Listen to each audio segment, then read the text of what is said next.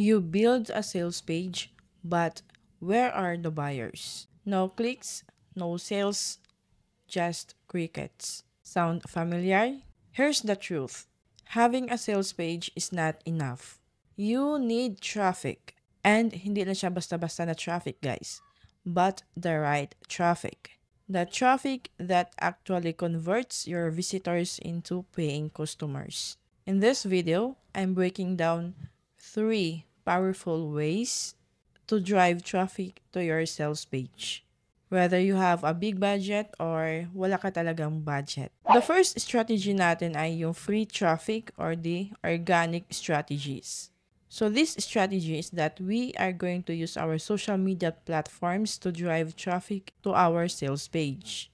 Lalo na if you are starting from zero budget. Organic traffic is your best friend. Here's how. The first one is the YouTube SEO. And ito din po yung isa sa mga highly recommended ko na organic traffic that you can start. For me naman talaga guys ay effective po sa akin yung YouTube. So YouTube is my main platform where I get traffic, leads, and sales for my business. Because sa YouTube guys, your audience is already searching for what you offer. And then you need to create videos that is around in your niche. And you add your sales page or landing page link in the description of your video. And also, you can add those links in the pinned comment. And mapapansin nyo nga po dito sa aking videos, if you're gonna check it right now dun sa description ng video na ito, ay may makikita ka ng mga important na links. And makikita mo din dito yung mga free ebook link ko, yung 5 days challenge, and a lot of more na mga links. So, kung gagawa ka ng content sa YouTube, ang pinaka-pro tip ko talaga dito is mag-start ka sa mga content na nagsisimula sa how to, no? So, you need to solve a problem, kahit a simple na problem that is related to your niche. The second one is the social media content. So, if mahilig ka gumawa ng mga short-form video gaya nga ng Reels, I highly recommend that you go for TikTok or in Facebook or Instagram. So, post short videos, reels or carousels teasing your product. And then also you can share testimonials and behind the scenes content. And the best part is that sa Facebook, mag-join ka ng mga different groups na related naman sa niche mo.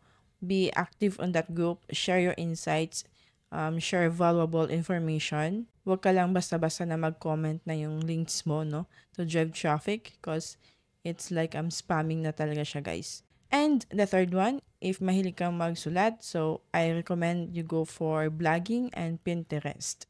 So you need to write articles that solve a pain point and naturally lead readers to your sales page. And also you can pin those blog in Pinterest for an evergreen traffic. So the second way to get traffic to your sales page is through paid ads. So if you're ready to scale fast, paid traffic is way to go. But don't just throw money at ads. Huwag kang magsusunog ng pera sa paid ads. Okay? Pag sinasabi natin paid ads, ito na po yung maglalabas ka talaga ng pera. You need to invest sa paid ads. Ito po yung Facebook and Instagram ads, Google ads, TikTok ads, LinkedIn ads, at marami pang ads, guys. Dito naman kasi kung hindi mo pa kaya mag-hire ng media buyer, so you need to study, you need to learn on how to run those ads. So if you choose Facebook ads, so kailangan mo mag-aral talaga ng Facebook ads and then kung paano ba siya gagamitin and then kung paano ba makatulong yung Facebook ads to grow your business. Hindi ka lang pwede na basta-basta na lang na mag-boost ng post mo. I really don't recommend that strategy. If mag-run ka man ng Facebook ads in the future, get a mentor or a coach that can help you about Facebook ads. And the same with other ads like Google, YouTube, and LinkedIn. So, dapat mo talaga siyang pag-aralan and i-master. And the third way to get traffic to your sales page is through collaboration and leveraging others' audience. Want a traffic boost without spending a dime? So, para siyang clickbait, no? But it is really powerful. So para magawa mo ito, you need to partner with someone in your niche and cross-promote. And then you can offer your freebies that will lead to your landing page. And also yung affiliate partnership. Ito yung strategy that others will promote your products in exchange of commission. So kung makabenta sila ng products mo, ay bibigyan mo sila ng commission. The third one is the shoutouts and podcast features. So dito, you need to get featured sa podcast ng ibang podcaster, or you can create your own podcast, and also you can have a blog guest post sa ibang mga vloggers. So you need to bring value first bago ka mag-pitch ng offer mo. So ito po yung tatlong paraan on how to get traffic to your sales pages, which is yung free or organic traffic, and next is yung paid ads, and next is na collaboration. So sa tatlong ito guys, ang masasabi ko talaga if you are just getting started ay go with the organic traffic muna. So gaya nga ng YouTube, choose a platform that you are comfortable with. So, optimize your videos for search engine. Ang kagandahan kasi guys dito sa YouTube, if na-build mo na yung audience mo sa YouTube and then you build your authority here, ay kung saan na lang lalapit sa'yo yung ibang mga businesses, ibang mga personalities, and then they will invite you to be a guest sa podcast nila or sa mga webinars nila, and also sa mga blog posts. And marami siyang opportunity dito sa YouTube that I see and I feel. Basta you did it right lang talaga na, kumbaga, if you're starting a YouTube channel, you need to give value to the market lang, hindi puro offer. Kapag organic traffic, do not expect na meron ka ng agad-agad na result, no? Lalo na if you're just getting started.